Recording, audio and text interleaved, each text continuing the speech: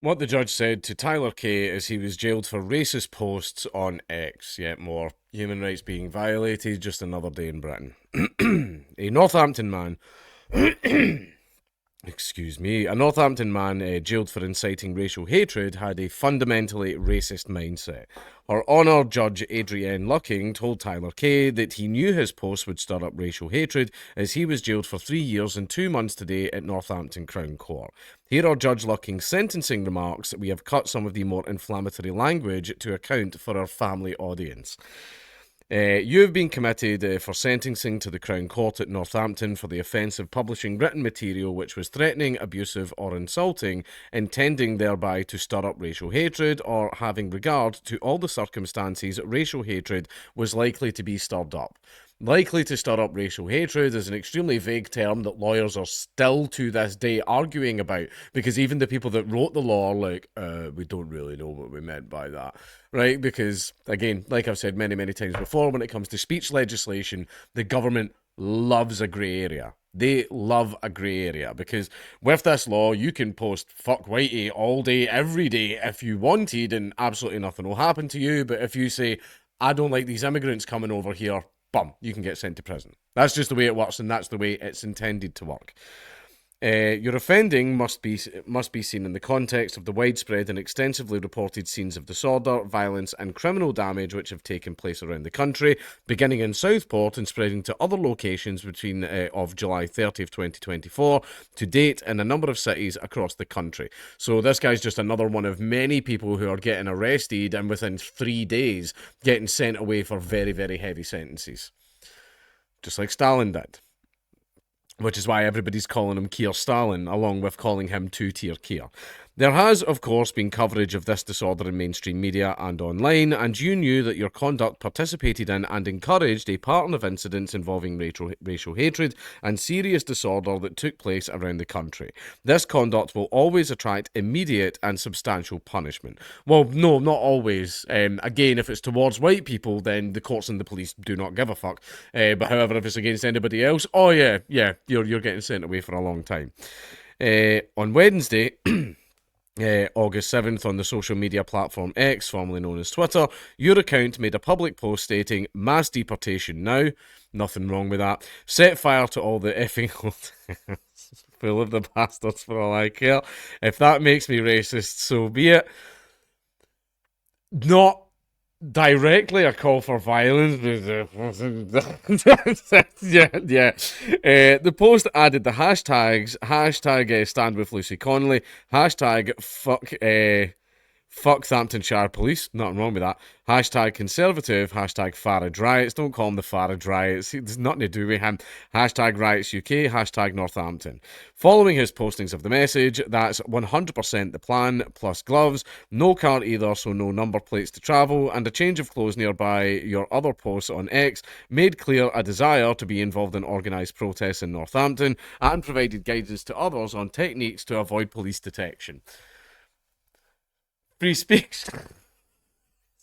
Speech. The post included a screenshot of another message inciting action against a named immigration solicitors in Northampton, including a time and place where highlighted, several fire emojis were present, and the words "no more immigration" and "mask up," along with your added comment. The original post was deleted or removed, so have a screenshot instead.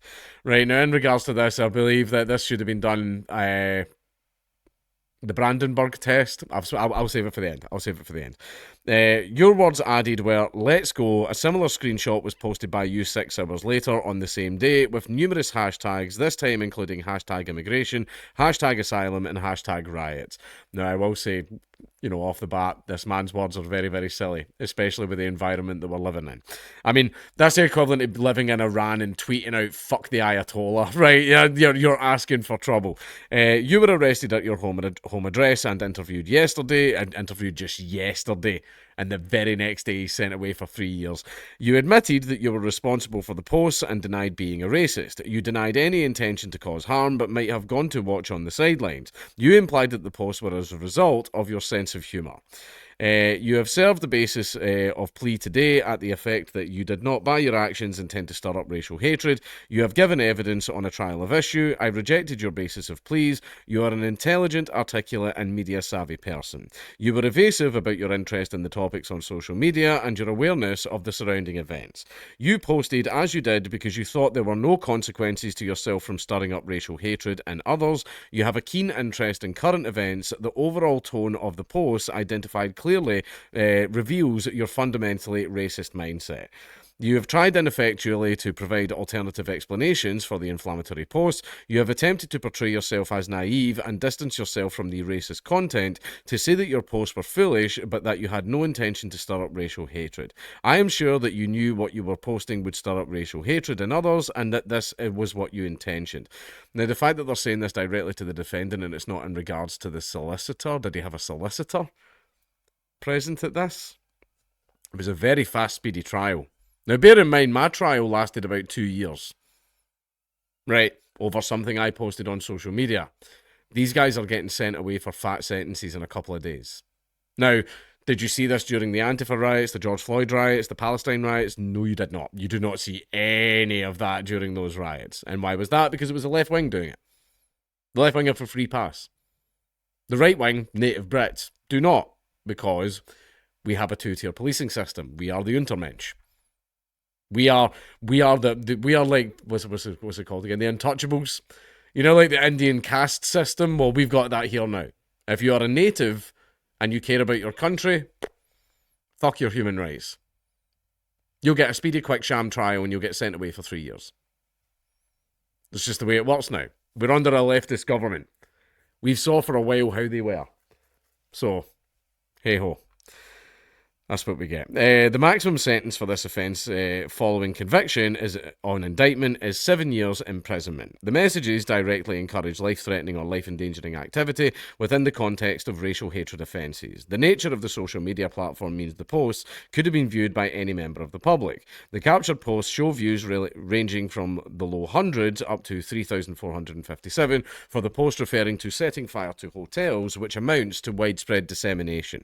The sentence I pass is one of 38 months imprisonment. You will serve up to one half of your sentence in custody. You will serve the remainder on licence. You must keep to the terms of your licence and commit no further offence, or you will be liable to be recalled, and you may then serve the rest of your sentence in custody.